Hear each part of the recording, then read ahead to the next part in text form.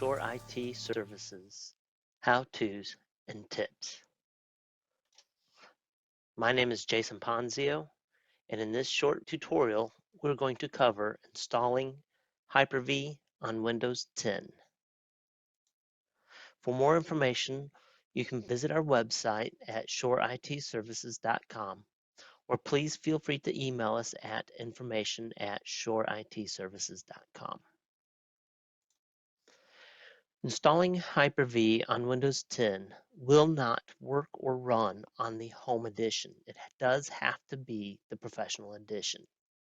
So now, let's begin. The first thing we're going to do is open up Control Panel so that we can go to the Programs and Features to install Hyper-V.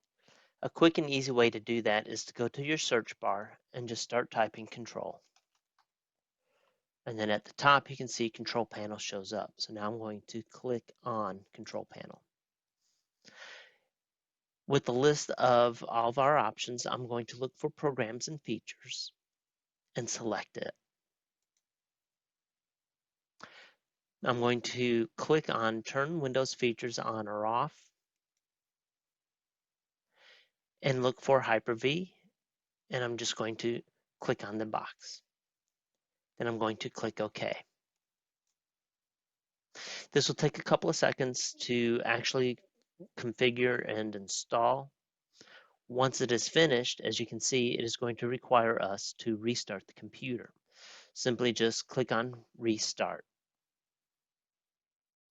Now that our Windows computer has been restarted, we can go to the Start menu, and then we can scroll down to open up Hyper-V Manager.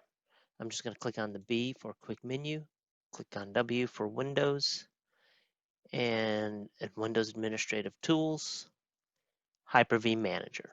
You can also, at this point, right-click, pin to start, click on More. You can pin to your taskbar, run as administrator, or open the file location.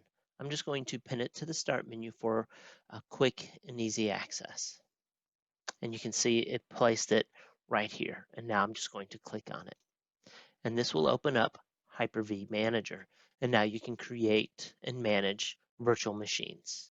Thank you for watching, and I hope you enjoyed our tutorial.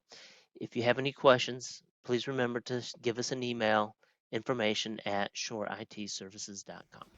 Thank you, and have a nice day.